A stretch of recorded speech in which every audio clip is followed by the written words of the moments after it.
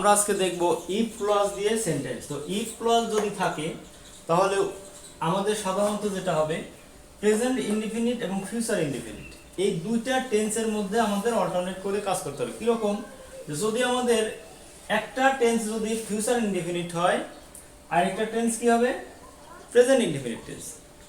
If clause দিয়ে যেই সেন্টেন্সটা থাকবে সেখানে যদি দুইটা সেন্টেন্স থাকে, দুইটা সেন্টেন্সকে একসাথে যদি ইফ দিয়ে কানেকশন করা হয় তাহলে কি হবে, আমাদের প্রথমটা ফিউচার ইনডিফিনিট টেন্স হলে পরেরটা প্রেজেন্ট ইনডিফিনিট টেন্স হবে, অথবা প্রথমটা যদি প্রেজেন্ট ইনডিফিনিট টেন্স হয় পরেরটা ফিউচার ইনডিফিনিট টেন্স হবে। যেমন ইফ ইউ কাম, যদি তুমি আসো, I will go.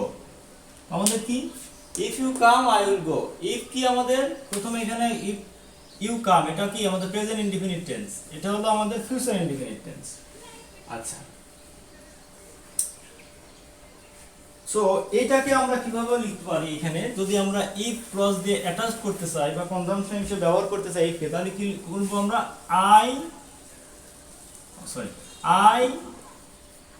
Will go if you come. Okay, এটাকে আমরা অন্যভাবে লিখতে পারি কিরকম, I will buy a shirt if you give me money. যদি তুমি আমাকে টাকা দাও আমি একটা শার্ট কিনবো। I will buy a shirt, এখানে একটা সেন্টেন্স, এটা কি আমাদের future indefinite tense, future indefinite tense. এরপরে কি আছে, if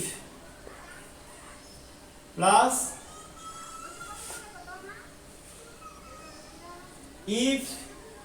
if you give me money, you give me money. So এটা কি আমাদের present indefinite tense, present indefinite tense.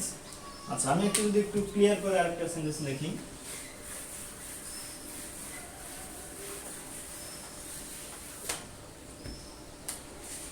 I will follow your instruction if you advise। তাহলে কি, I will follow your instruction if you advise, আমি তোমার instruction follow করব যদি তুমি আমাকে উপদেশ দাও। তো যদি তুমি আমাকে উপদেশ দাও তাহলে সেই উপদেশ আমি কি করব, ফলো করব। I will follow your advice বা ইনস্ট্রাকশন।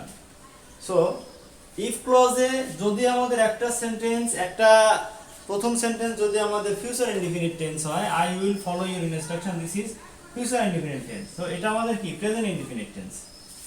সো এইভাবে আমরা ইফ ক্লজ দিয়ে খুব সহজেই ব্যবহার করতে পারবো, যে আমরা খুব সহজে জানতে পারবো যে যদি কোনো ইফ ক্লজ দিয়ে যদি দুইটা সেন্টেন্স অ্যাটাচ করা হয় তাহলে প্রথম সেন্টেন্সটা প্রেজেন্ট ইনডিফিনিট টেন্স হলে দ্বিতীয়টা ফিউচার ইনডিফিনিট টেন্স হবে, অথবা প্রথমটা ফিউচার ইনডিফিনিট টেন্স হলে পরেরটা প্রেজেন্ট ইনডিফিনিট টেন্স হবে। সো এই ছিল আজকের ভিডিও। আল্লাহ হাফেজ, আসসালামু আলাইকুম।